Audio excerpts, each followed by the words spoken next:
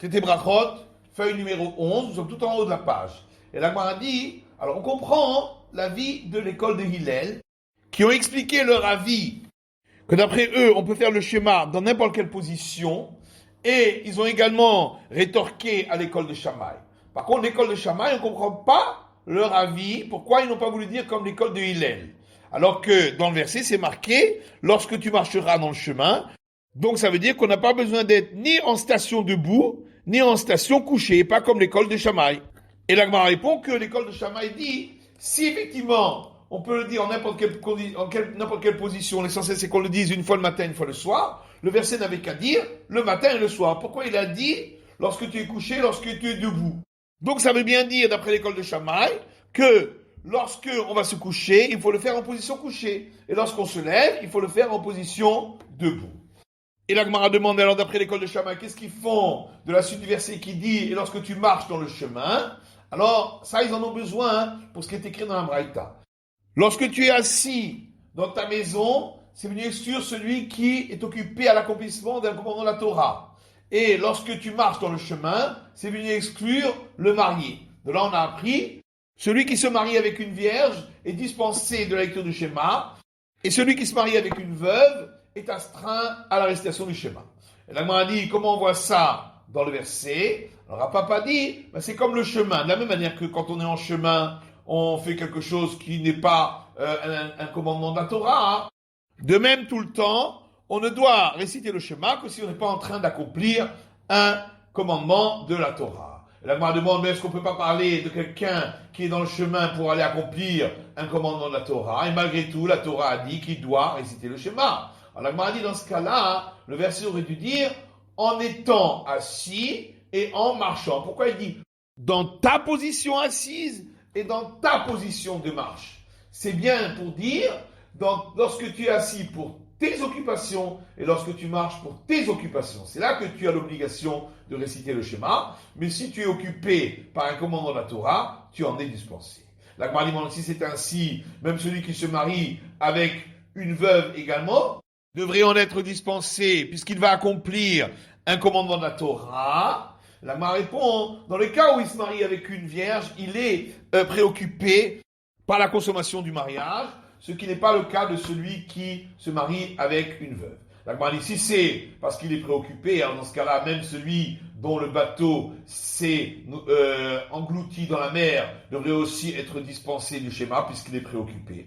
Et si tu vas me dire effectivement, pourtant, on a vu que Rabbi Abba Bar Zabda a dit au nom de Rav que celui qui est endeuillé est astreint à tous les commandements de la Torah, sauf à celui des tefilines, puisqu'il est écrit à leur sujet un diadème. Comme il est dit, tu porteras un diadème sur toi, et l'endeuillé ne peut pas porter un diadème. Donc pourquoi l'endeuillé est-il dispensé? On va dire non, parce que celui qui se marie est préoccupé par une préoccupation qui est liée à un commandement de la Torah. Alors que ici, c'est une préoccupation qui n'est pas liée à un commandement de la Torah. La Gemara demande, donc de nouveau revient la question d'après l'école de Shammai, qu'est-ce qu'on fait du mot chemin?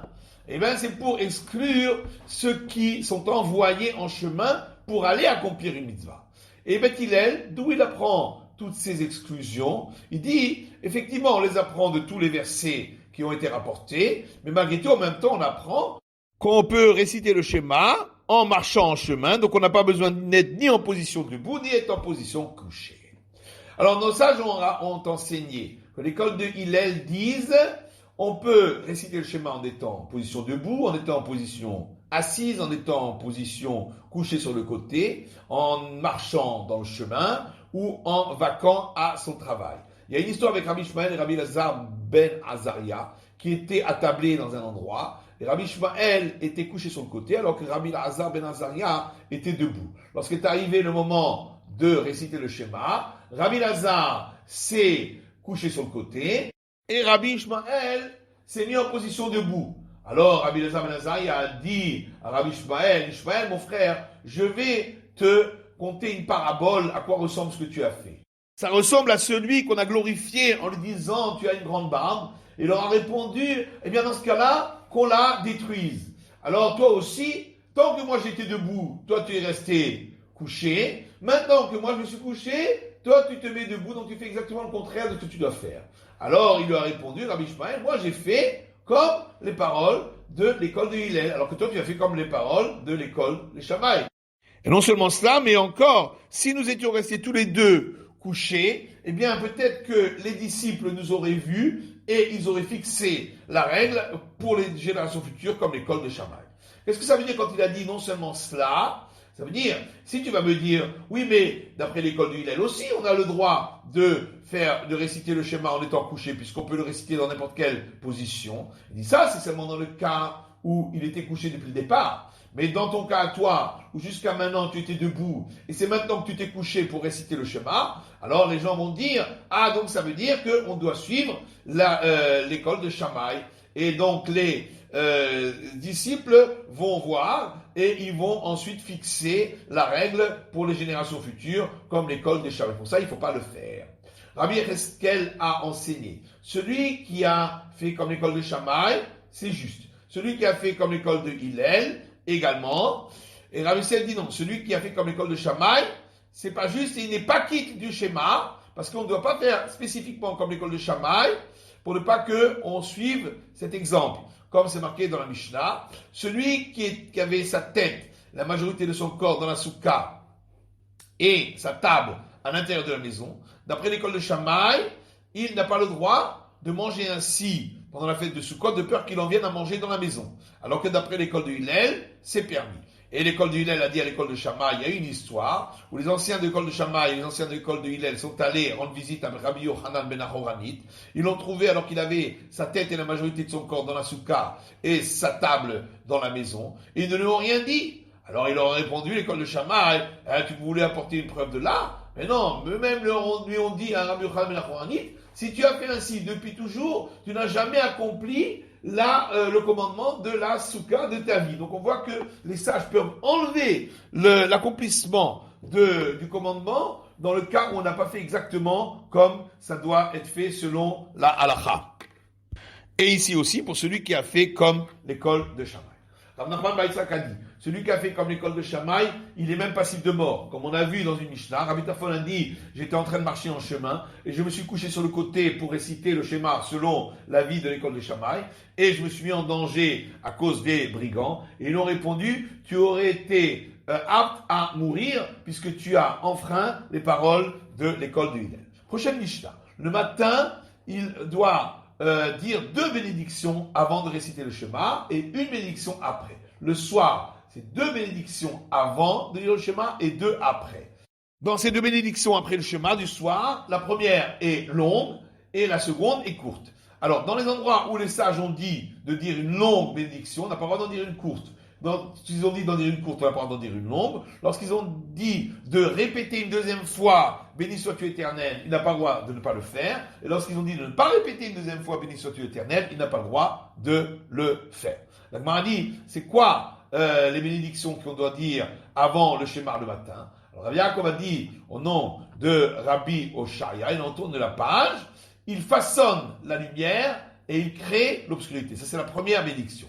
La Gemara dit, pourquoi il ne dit pas il façonne la lumière et il crée l'éclairage de la nuit? C'est plus joli plutôt que de parler que de l'obscurité. Et la Gemara dit, on doit dire comme c'est écrit dans le verset dans Isaïe. La Gemara dit, mais c'est comme ça. La suite du verset dit, il fait la paix et il crée le mal. Or nous on ne dit pas comme c'est écrit. Nous au lieu de dire il crée le mal, on dit il crée le tout. Donc on voit, on pouvait s'exprimer de la manière la plus jolie. Alors ici aussi, au lieu de dire l'obscurité, on devrait dire l'éclairage de la nuit pour parler de la manière la plus jolie. Alors Rava répond, non, parce qu'en vérité, on veut parler des qualités du jour pendant la nuit et des qualités de la nuit pendant le jour. Alors, parler des qualités de la nuit pendant le jour, ça on comprend, puisqu'on dit il façonne la lumière et il crée l'obscurité. Donc on parle de la qualité de la nuit. Mais dans quel cas on parle de la qualité du jour dans la nuit? La Gemara dit, c'est dans la bénédiction avant le schéma le soir, où on dit il couvre la lumière devant l'obscurité et l'obscurité devant la lumière. Et c'est quoi la deuxième bénédiction avant le schéma le matin? Ravida dit au nom de Shmuel, elle commence par les mots un grand amour. Et de même, Rabbi Lazare a enseigné à Rabbi Pédat, son fils, il faut dire commencer la bénédiction par les mots un grand amour. Il y a une braïta qui dit la même chose. On ne dit pas un amour éternel au début de cette bénédiction, mais un grand amour. Alors que les sages disent, on doit dire un amour éternel. De même, il est dit dans un verset, d'un amour éternel, je t'aime, et c'est pourquoi je t'ai attiré vers la bonté. Rabbi Yehuda dit au nom de Shmuel, si quelqu'un s'est levé très tôt pour étudier la Torah, avant d'avoir récité le schéma, il doit faire la bénédiction avant d'étudier la Torah. Mais s'il a déjà récité le schéma, il n'a plus besoin de faire cette bénédiction, puisqu'il s'est déjà rendu quitte de cette bénédiction en disant la bénédiction qui commence par un grand amour, qui est la bénédiction qui précède la lecture du schéma du matin. Rav Huna dit, avant de réciter des versets, on doit dire la bénédiction avant l'étude de la Torah. Et si on veut étudier les paroles des sages du Midrash, on n'a pas besoin de faire cette bénédiction, c'est uniquement pour la loi écrite. Alors que d'après Rabbi Elazar, que ce soit pour dire des versets ou pour les explications du Midrash sur les versets, on doit dire cette bénédiction puisque ça s'applique à des versets. Par contre, si on étudie la Mishnah, on n'a pas besoin de dire cette bénédiction puisque c'est la loi orale et ça ne s'applique pas aux versets. Rabbi Yochanan dit même pour la Mishnah, puisque c'est la loi orale, on doit aussi dire cette bénédiction. Mais pour le Talmud, qui n'est que l'explication de la Mishnah, on n'a pas besoin de dire cette bénédiction. Et Rav a dit, même pour le Talmud, il faut aussi dire cette bénédiction.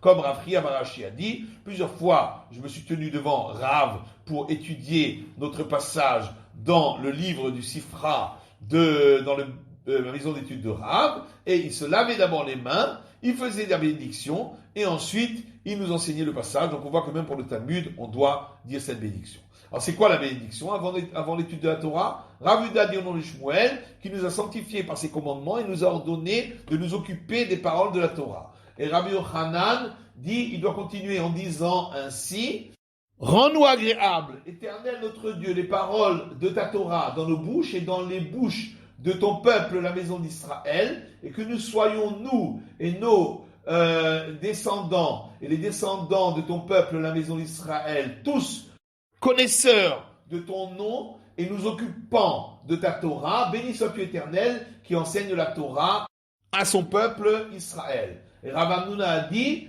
un autre texte, il doit dire, béni sois-tu Éternel notre Dieu, roi de l'univers, qui nous a choisis parmi toutes les nations et nous a donné sa Torah. Béni sois-tu Éternel, qui a donné la Torah. Et Rav Hamnuna dit, ça c'est la plus belle des bénédictions, puisqu'il y a glorification de Dieu et d'Israël. Et c'est pourquoi on doit dire toutes ces bénédictions-là.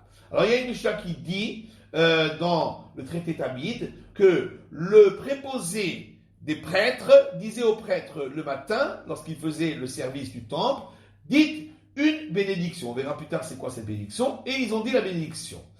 Puis ils ont récité les 10 commandements, puis le schéma, puis le deuxième passage du schéma qui commence par les mots, et ce sera si tu écouteras, puis le troisième passage du schéma qui commence par le mot il a dit, puis ils ont béni le peuple de 3 bénédictions, la bénédiction qui commence par les mots véridique et constant, c'est la bénédiction qui suit le schéma le matin, et la bénédiction du service du temple, et la bénédiction sacerdotale. Et le Shabbat, on rajoutait une bénédiction pour le tour de garde qui quittait ses fonctions ce jour-là. Alors c'est quoi une bénédiction qu'il disait au départ? Et la Gemara dit, c'est comme on a vu avec l'histoire de Rabbi Abba et Rabbi Yosef bar Abba qui sont arrivés dans un endroit et on leur a demandé justement c'est quoi la bénédiction qu'ils disaient. Ils ne savaient pas. Ils sont allés demander à Rav Matna. Lui-même ne savait pas. Ils sont allés demander à Rav Yehuda. Il leur a dit ainsi a dit Shmuel. C'est la bénédiction qui commence par les mots un grand amour, qui est la deuxième bénédiction avant le schéma. Alors que Rabbi Zrika dit au nom de Rabbi Ami, au nom de Rabbi Shimon ben Lakish, c'est la bénédiction qui commence par les mots il façonne la lumière, qui est la première bénédiction avant le schéma. C'est la fin de l'étude de la feuille numéro 11.